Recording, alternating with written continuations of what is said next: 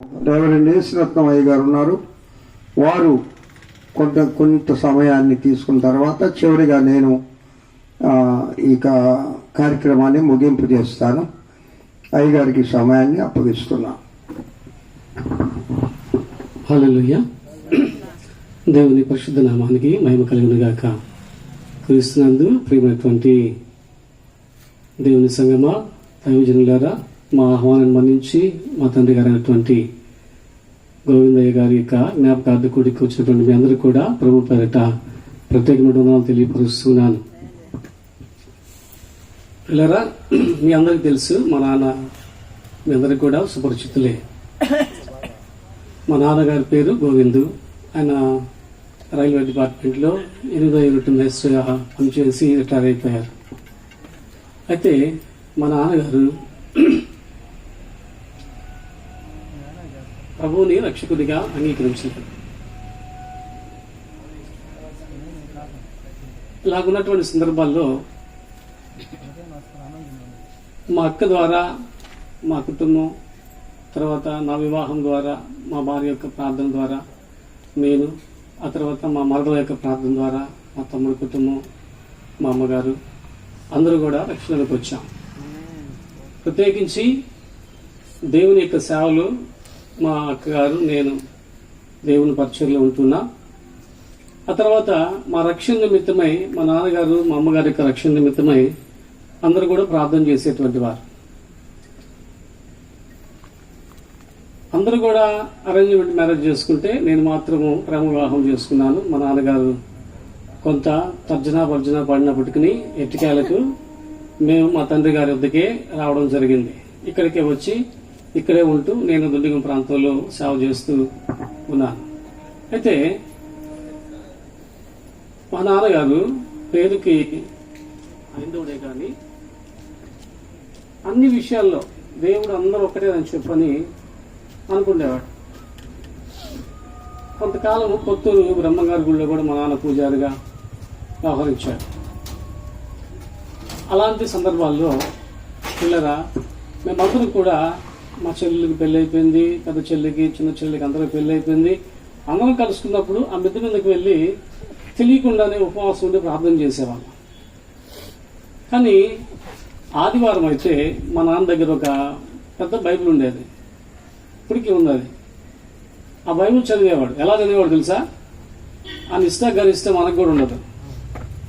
ఆదివారం ఉదయాన్నే 7 గంటలకి తలస్నానం చేసి తెల్ల బట్టలు కట్టుకొని, అప్పట్లో గార్బేజ్ కుర్చీలు ఉండేవి, ఇనప కుర్చీలు. ఆ కుర్చీలు వేసుకొని బయట కూర్చొని దాదాపు 11 గంటల్లో చదివేవాడు బైబిల్. అయితే దేవుని మహాకృపను బట్టి ఆయన గురించి మా వీధిలో ఉన్నటువంటి క్రైస్తవ కుటుంబాలు, తెల్ల అబ్రహాం గారి కుటుంబం అయితేనేమి, మరి దైవ సేవకులు దేవదానయ్య గారి కుటుంబం అయితేనేమి, మా రక్త సంబంధికులందరూ, దాంతో కనకరత్నం గారి యొక్క కుటుంబం అయితేనేమి, అందరూ కూడా ప్రార్థన చేశారు. రక్షణలోకి రావాలి అన్నటువంటి ఉద్దేశంతో ప్రార్థనలు చేశారు. చివరి దినాల్లో మా నాన్నగారికి పక్షవాతం వచ్చి మంచాన పడ్డాడు. అయితే మా మరదలు ప్రార్థన చేసింది, నా భార్య ప్రార్థన చేసింది. ఒక్కోసారి ఎండలో వాకర్ వేసుకొని అలాగ నడుచుకొని నాపురాల మీద ఆ గోడ కాడికి వచ్చి పిలిచేవాడు. కన్నమ్మ, రామ్మ, నా తల మీద చేయబెట్టి ప్రార్థన చేయమ్మా అని అడిగేవాడు. ప్రార్థన అంటే ఆ అమ్మ ఎప్పుడు కూడా వెనకాడేది కాదు, ప్రార్థన చేసేది. చివరి దినాల్లో మీ దేవుడు గొప్పవాడు కన్నమ్మ అని చెప్పని ఇలా వేలు చూపించి ఆయన సాక్ష్యం చెప్పాడు. హల్లెలూయా. అయితే మా నిరీక్షణ ఏంటంటే ఆయన బాప్తిసం తీసుకోలేదు.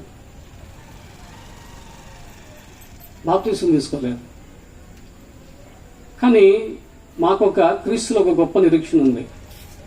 అదేంటంటే రోమాపత్రిక 10వ అధ్యాయము 13వ వాక్యానుసారంగా ఒక గొప్ప విశ్వాసం మేము నమ్ముతున్నాం, ఒక గొప్ప నిరీక్షణ మేము కలిగి జీవిస్తున్నాం. కారణం ఏంటంటే వాక్యం దయచేసారు చదవండి.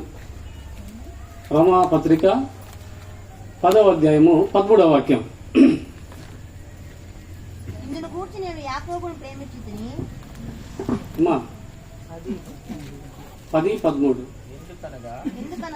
ఎందుకనగా ప్రభువు నామమును బట్టి ప్రార్థన చేయువాడెవడో వాడు రక్షింపబడును. ఆమేన్. హల్లెలూయా.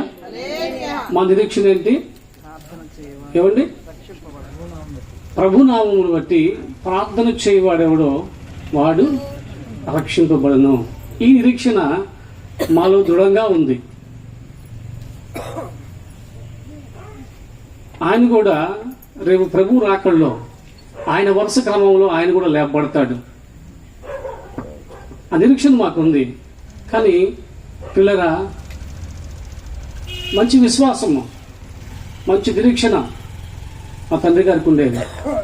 ఆయన హైందువుడిగా ఉన్నప్పుడే పిల్లరా, మీ అందరూ తెలుసు, ఆ చంద్రలక్ష్మపురం ఆ బరేల్ గ్రౌండ్ దగ్గర తెలుగు బాప్టిస్ట్ చర్చ్ ఉంది కదా, ఆ ఆలయాన్ని కట్టేదాని కొరకు మా తండ్రి గారు కూడా ఒక ప్రోత్సాహకరంగా ఉన్నాడు. ఆ రోజుల్లో కండ్రిక సంఘం, తల్లి సంఘం చంద్రలక్ష్మపురం నుంచి వెళ్ళేవారు, కొత్తూరు నుంచి వచ్చేవారు. కానీ ఏదేమైనా కూడా ఆ దినాల్లో ఆయన ప్రేరేపించి, అప్పుడు పెద్దలందరూ ఉన్నారు. ఎవరున్నారంటే యేసుమోగ రంగయ్య గారు ఉన్నారు, తర్వాత యశత్వయ్య గారు ఉన్నారు, దేవదానయ్య గారు ఉన్నారు, చాలా అబ్రహం గారు ఉన్నారు, ఆ తర్వాత నందిపాటి చార్లిస్ గారు ఉన్నారు, యాకోబు గారు, పెద్ద యాకోబు గారు ఉన్నారు, ఇంకా సంగీతరావు గారు, మన్నం సంగీతరావు గారు, వీరు కూడా ఉన్నారు. వాళ్ళందరినీ పిలిచి ఒక సందర్భం అక్కడ జరిగింది. సందర్భం జరిగినప్పుడు అందరిని పిలిచి, పంతం కనకరత్నం గారు కూడా, ఆయన మిలిటరీ నుంచి వచ్చినారు. అప్పుడు రాత్రికి రాత్రి అందరితో మాట్లాడి, మనకు క్రైస్తవులు ఉన్నారు, ఇక్కడ మనకి చర్చ లేదు కదా, ఇక్కడ నుంచి మనం కండ్రికి వెళ్తున్నారు మన వాళ్ళందరూ, కాబట్టి మనం ఇక్కడ కట్టుకుందామని చెప్పని అందరిని ప్రోత్సహించి తెల్లవారే లోపల దేవుని మందిరాన్ని అక్కడ నిర్మించడం జరిగింది. ఆ రోజుల్లో మా తండ్రి గారు ఒక గొప్ప కార్యం చేశారు.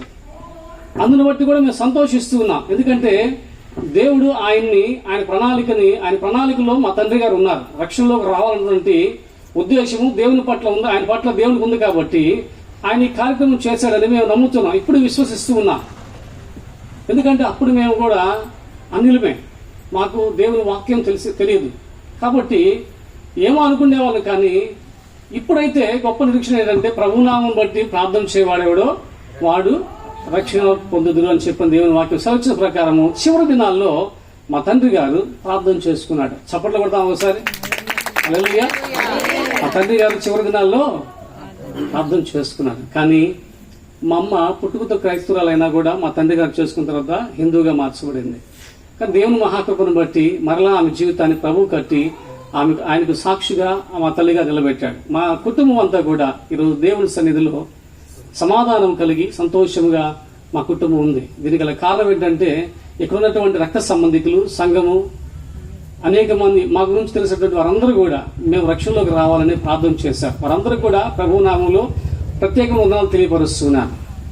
ఈ రాత్రి కాలం మందు మరొకసారి మా ఆహ్వానాన్ని మన్నించి ఈ జ్ఞాపకార్థ కూడికి వచ్చినటువంటి మీ అందరూ కూడా ప్రభు పేరట వందనాలు తెలియపరుస్తున్నాను. నాకు ఈ యొక్క అవకాశం ఇచ్చినటువంటి స్థానిక సంఘ కాపరైనటువంటి గారికి కూడా ప్రభు నామంలో వందనాలు తెలియపరుస్తూ ముగిస్తున్నాను. థ్యాంక్ యూ పాస్టర్ గారు. చక్కని సాక్ష్యం అన్నగారి గురించి చెప్పారు. దేవునికి స్తోత్రం. మన మధ్యలో ఉన్న ఐజక్ పాస్టర్ గారు ప్రార్థన చేస్తారు.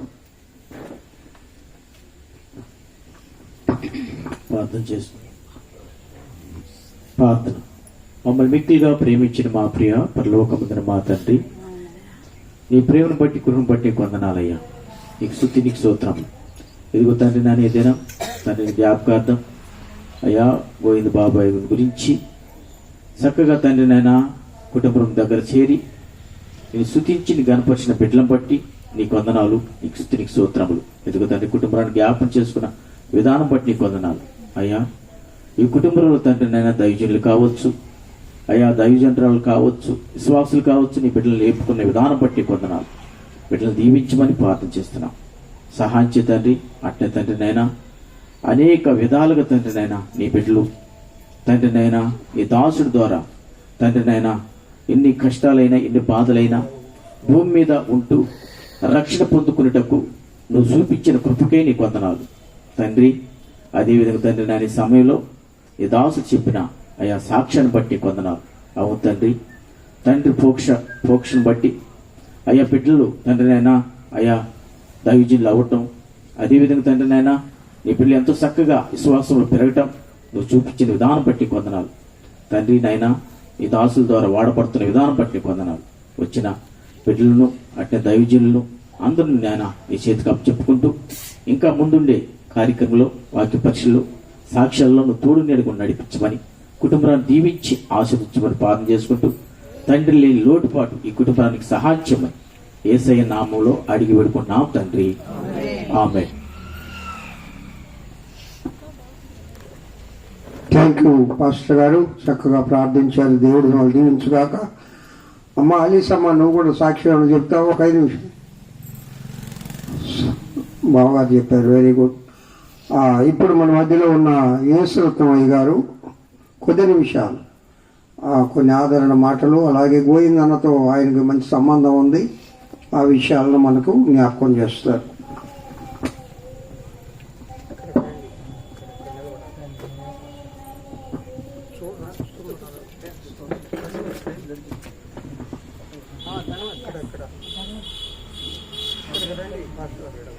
దేవుని పరిశుద్ధ నామానికి మహిమ కలుగును గాక.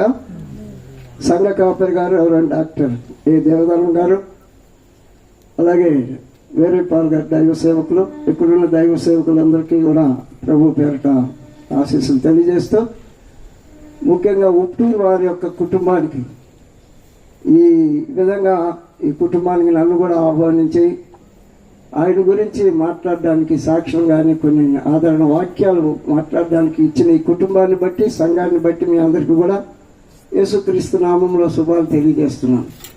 క్రీస్తునందు ప్రియమైన దేవుని ఉజ్జీవం కలిగిన సంఘమా, ఈ సమయంలో గోవింద్ గారు ఆయన రైల్వేలో పనిచేసేవాడు. ఇప్పుడు వేరే పాస్టర్ గారు చెప్పారు, నిజమే.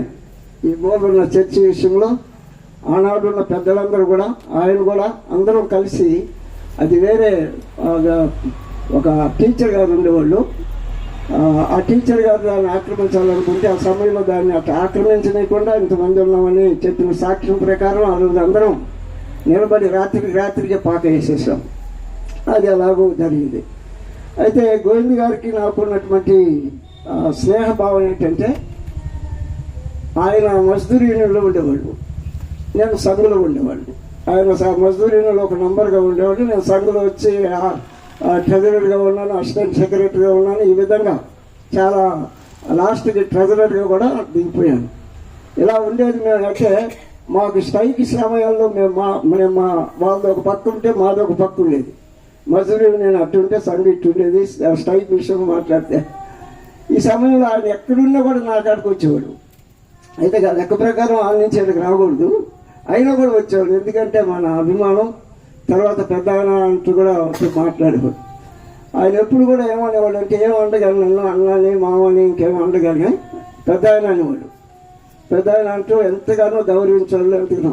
అయితే ఎన్ని మాట్లాడుకున్నా నేను మజ్దూరిని కదా, నేను సంఘ కదా, అయితే మనం అంతా ఒకే తెగ కదా, కాబట్టి నువ్వు దేవుని నమ్మానంటే పెద్ద ఆయన ఆ మాట మాత్రం చెప్పొద్దు, ఇంకేదన్నా చెప్పు పర్వాలేదు, అది ఒక్కటి మాత్రం చెప్పొద్దు అన్నాడు. సరే అట్టా కొద్దిగా కాలం గడిచిపోయింది. అయినా వాళ్ళ కుమారుడు అయితే పాస్టర్ గారు, కోడళ్ళు అందరూ కూడా చాలా ఆఖరి సమయంలో చాలా ప్రయాసపడి చెప్పిన వాక్యం ప్రకారం రక్షణ మార్గంలోకి తీసుకొచ్చాడు. అది దేవుడు తీసుకొచ్చాడు. మరి బాప్తీసం తీసుకోలేదు. శిలనదుల దొంగ ఏ బాప్తీసం తీసుకోలేదు. కాబట్టి బాప్తీసం అనేది కాదు, బాప్తీసం తీసుకోవడం అవసరమే, కాదని కాదు. కానీ మరి అట్లా ఎలా అయితే పరదేశిపోయాడు వెంటనే. అలాంటి ఇదేంటంటే, నీవు నోటితో ఒప్పుకొని హృదయంలో విశ్వసించి యేసుప్రభు మృతి పొంది లేచి తిరిగి లేచి నేను నమ్మితే నీకు రక్షణ ఉందని దేవుని వాక్యంలో రోమాలో ఉంటుంది. కాబట్టి ఆయన గురించి చెప్పాలంటే ఎంతైనా చెప్పచ్చు. కానీ పాస్టర్ గారు చెప్పినట్టుగా, ఇంటి వారు చెప్పినట్టుగా ఈ టయానికి ముగించేయాలి, ఎవరు మాట్లాడకూడదు. ఎందుకు 8:30 కదా, ఎంత అయిందంటారు, అయిపోయింది, ఇంకేం మాట్లాడకూడదు. కాబట్టి పెళ్ళిళ్ళకి ఒక ముహూర్తాలు లేదా ఏదో ఒకటి పెడతారు కదా, ఎవరైనా చేస్తున్నారా? కాబట్టి ఎవరు చేయరు. ఇది కూడా అట్లే ఉంటుంది. అందులో మన క్రైస్తవులు ఎట్లా ఉంటుందంటే గట్టా ఉంటుంది. దేవుని వాక్యాన్ని చదువుకున్నాం. దేవుని శ్రేష్టమైన నామములో సామెతల గ్రంథం 10వ అధ్యాయం 7వ వచనం. ఎందుకంటే నేను క్లుప్తంగా ముగించడానికి ప్రయత్నం చేస్తాను. ఎందుకంటే సంఘ కాపరి గారు ఎక్కువ చెప్పాలి, సంఘ కాపరి గారు ఎక్కువగా చెప్పాలి అందరికంటే కూడా. కాబట్టి ఆయన చెప్పాలంటే అందరూ 9:30 అయిపోద్దని నేను అనుకుంటున్నా. చూద్దాం. సరే, ఏదైనా ఈ యొక్క సామెతలు 17లో నీతిమంతుని జ్ఞాపకము చేసుకున్నట ఆశీర్వాదకరమగును, భక్తిహీనుల పేరు అసహ్యత పుట్టించు. ప్రభా, ఈ జీవపు నీ వాక్యాన్ని ప్రభా నీవే మాట్లాడండి. నీ వాక్యం ద్వారా గోవింద గారు ఇచ్చినటువంటి కుటుంబానికి, కుమారులకి, అల్లులకి, మనవరాలకి, రక్త సంబంధులకి, కోడళ్ళకి, అందరూ కూడా నీవే నాయన లేని లోటు. ఈ వాక్యాల ద్వారా, దైవజనులు మాట్లాడే వాక్యాల ద్వారా కుటుంబాన్ని మీరే ఆదరించి బలపరిచి ధైర్యపరచమని యేసు అతి శ్రేష్టమైన నామంలో ప్రార్థిస్తున్నాను, మా పరలోకపు పరమ తండ్రి. ఆమేన్. మంచిది. చాలా ఈ సమయాల్లో కూడా ఎక్కువ కూడా ఏ దైవజనులైనా కూడా మొట్టమొదటి చెప్పే మాట ఇది. ఎందుకంటే జ్ఞాపకార్థ కూడికి కనుక జ్ఞాపక అని మనం చూస్తున్నాం. నీతిమంతుని జ్ఞాపకం చేసుకున్నట ఆశీర్వాదకరమని మనం దేవుని వాక్యం. ఇది ఒక ఆశీర్వాదకరమైన కూడిక. ఎవరికి ఆశీర్వాదకరమైన కూడిక అంటే గోవింద్ గారు ఇచ్చినటువంటి కుటుంబంలో ఉన్న వాళ్ళందరికీ, సంఘానికి, బంధువులకి, వచ్చిన వాళ్ళందరికీ కూడా ఇది ఒక ఆశీర్వాదకరమైనటువంటి కార్యముగా మనం గమనిస్తాం. 112వ కీర్తన 6వ వచనాన్ని చదువుదాం. 112:6. అట్టివారు ఎప్పుడును కదిలింపబడరు.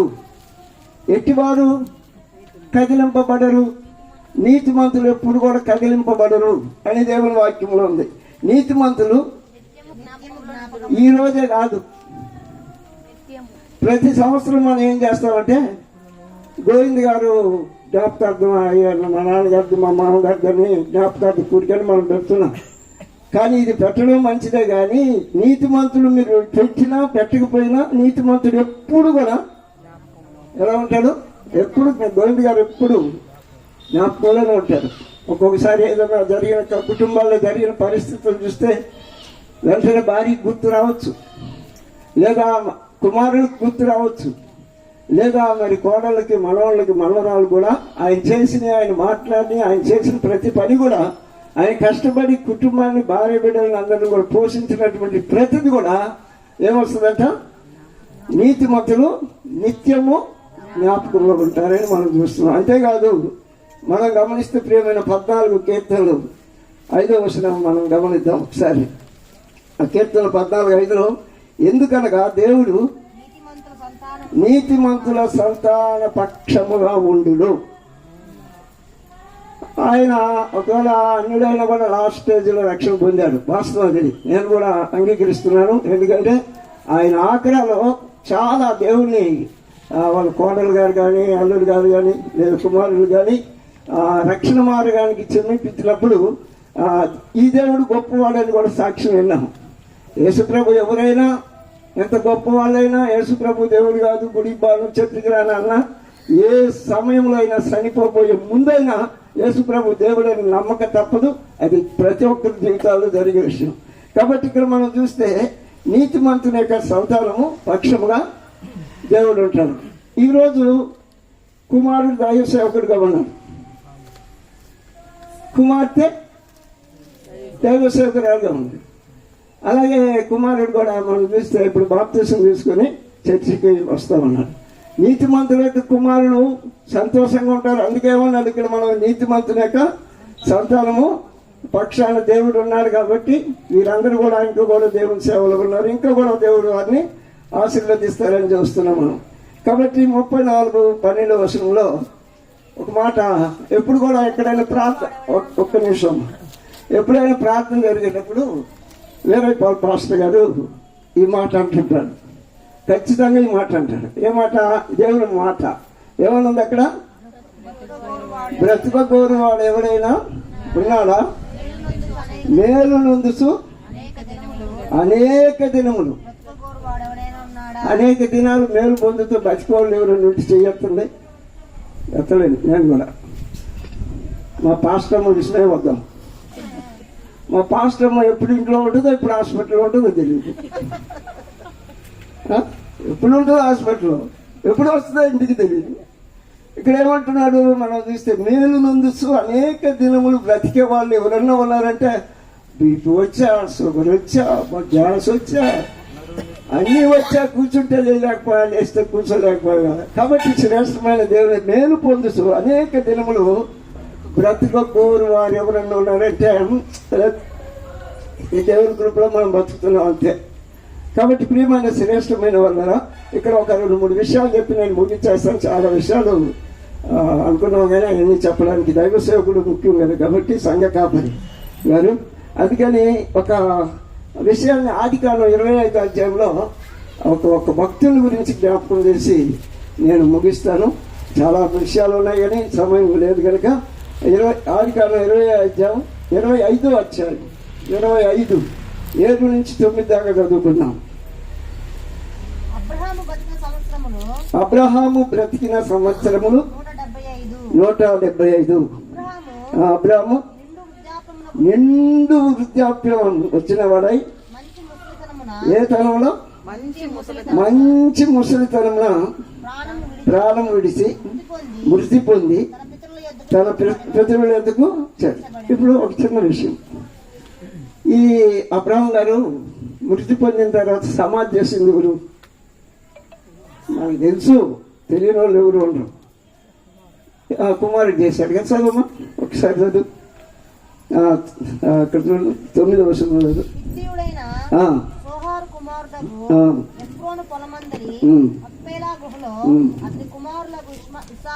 అతని కుమారుడగు ఇసాకును. ఇస్మాయిల్ ఎవరు? ఇస్మాయిల్ ఎవరు? అగర్ కుమారుడు కదా, అహగర్ కుమారుడు కదా, మరి అబ్రహాం కుమారుడే కదా. మరి వీళ్ళిద్దరు ఇప్పుడు ఎట్లా ఉంది లోకం? యుద్ధం ఎట్లుంది? ఎవరెవరికి యుద్ధం? అన్నదమ్ములకి ఎవరికి యుద్ధం? అయితే ఆనాడు అబ్రహాం గారు చనిపోయినప్పుడు వాళ్ళిద్దరూ వచ్చారు. హాగర్ యొక్క కుమారుడైన ఇస్మాయిల్ వచ్చాడు, సారా కుమారుడైన అబ్రహాం కుమారుడైన ఈసాకు కూడా వచ్చారు. వాళ్ళిద్దరు కూడా సమాధి చేశారు. కాబట్టి ఈ విధంగా చెప్పుకుంటూ చాలా విషయాలు ఉన్నాయి. ఏదేమైనా కూడా ఒకటేంటంటే ఈ మాటల చేత ఒకరినొకడు ఆదరి, దేవుని మాటల చేత ఇంతమంది ఉన్నాం దైవ సేవకులు. ఆ కొసదాకా కోసం పెట్టిన దైవ సేవకుల్ని మేము చెప్పే కాదు ఆదరణ, ఈ వాక్యంలో ఉండేది ఆదరణ. కాబట్టి ఈ వాక్యంలో ఉండే ఆదరణ ఈ కుటుంబానికి గోవింద్ గారు లేనటువంటి లోటుపాటు కుమారులకు, కోడళ్లకు, కుమార్తెలకు, అల్లుళ్లకు, మనవాళ్ళు యావత్ సంతానానికి ఇక్కడ ఉన్న వాళ్ళందరికీ కూడా ఆయన లేని లోటు తీర్చాలి. ఒక్కటి గుర్తు పెట్టుకున్నాం, ఆయనైతే ఆఖరి సమయంలో కూడా దేవుని నమ్మాడు. నీ సంగతి ఏంటి? నీ సంగతి ఏంటి? నువ్వు దేవుని నమ్మావా? ఆనాడు ఆయన బాగలేక బాప్తిస్తం తీసుకోలేదు కానీ యేసు ప్రభుని నమ్మాడు, రక్షణ పొందాడు. ఇక్కడున్న నీవు యేసు ప్రభుని నమ్మావా? నీవు ఈ లోకాన్ని విడిస్తే ఎక్కడికి వెళ్తావు? ఎక్కడికి వెళ్తావు? ఏది కావాలి నీకు? ఒకసారి గుర్తు చేసుకుందాం. కాబట్టి దేవుణ్ణి మనం తెలుసుకొని ఈ లోకంలో మనం బ్రతికినా సరే చనిపోయినా సరే ప్రభువైన యేసుక్రీస్తు శిలువను ఎత్తుకొని ఈ లోకంలో ఆయనకి సమీపంగా ఉండి జీవించాలి. దేవుడు ఈ మాటల చేత ఈ కుటుంబాన్ని ఆదరించి కాపాడిన కాక ఈ సమయం ఇచ్చిన దైవజనులకు మీకు వందనాలు తెలియజేస్తూ ముగిస్తున్నాను.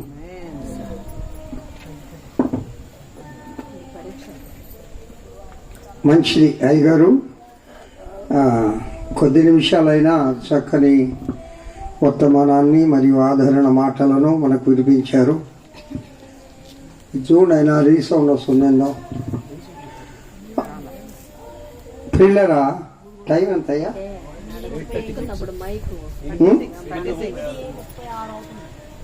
36. సరే, కొద్ది నిమిషాలే ముగించుకుందాం. ఈ దినము నాకు కూడా ఒక ప్రత్యేకమైన దినమే.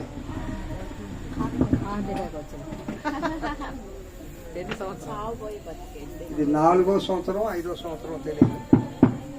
4వ సంవత్సరం 5వ సంవత్సరం తెలియదు. ఈ దినం కూడా ఓ ప్రత్యేకమైన దినమే. అన్నగారికి జ్ఞాపకార్థ గుడికి జరిగించాను. ఆ దినం ఎందుకో మా అక్క నేను భలే నవ్వుకున్నాం. చాలా చక్కగా అందరం భోజనం చేసాం. ఇంటికి వెళ్ళి మెట్లు ఎక్కుతా ఉన్నాను, హార్ట్ అటాక్ వచ్చేసింది. దేవుడు నాకు కూడా ఈ 30వ తేదీ అంటేనే చాలా జ్ఞాపకం. అన్నగారు, నేను ఒక్క మాట చెప్తా, ముఖవాటం లేనివాడు. ఎందుకంటే ఆయనతో మాకు చాలా దగ్గర సంబంధం, పక్కెళ్ళే కాబట్టి ఆయన నా భలే గౌరవించేవాడు నన్ను. ఎవరొక మాట నా ఒప్పుకునే మనస్తత్వం కాదు, ఒకరి మీద ఒకరి మాటలు చెప్పే మనస్తత్వం కాదు. నిష్ఠాగరిష్ఠుడు అంటాను నేను. ఉదయాన్నే సూర్య నమస్కారం చేసేవాడు, నిష్ఠాగరిష్ఠుడు. చివరిలో ఆయన గురించి సంఘమంతా ప్రార్థించింది. ఇంకా రేపటి దినం చనిపోతాడు ఆయన. మంచం చుట్టూ చేరి సంఘమంతా, మేమంతా ఆయన గురించి అందరం కన్నీరు గార్చి ప్రార్థన చేశాం. నిజంగా యేసయ్యని నమ్మాడు. పాల్ పాస్టర్ గారు చెప్పినట్లుగా యేసుక్రీస్తు ప్రభువుని బాప్తిస్మం ఒక్కటే తీసుకోలేదు, కానీ నమ్మి ప్రార్థించిన వారు తప్పకుండా రక్షించబడతారనే వాక్య మూలముగా, అయ్యగారు చెప్పిన వాక్యం మూలంగా, అన్నగారులో మొహవాటం లేని వ్యక్తి. ఇక్కడ మేము గృహం కట్టుకున్న తర్వాత నన్ను అయ్యా అనేవాడే కానీ ఒరే అనేవాడు కాదు. భలే గౌరవించేవాడు. అయ్యా మనం ఇక్కడ కాలువ కట్టుకుందాం అయ్యా, అప్పటికి ఆ కాలువ కూడా గట్ల. సరేనా రే చిన్నోడా అని కనకడతో నన్ను పిలిచి మేము ముగ్గురు కూర్చొని మాట్లాడుకొని ఈ కాలువ నిర్మించుకున్నాం. మేము సొంతంగా ముగ్గురు డబ్బులు వేసుకొని. చాలా నిష్ఠాగరిష్ఠుడు. ఆ దేవ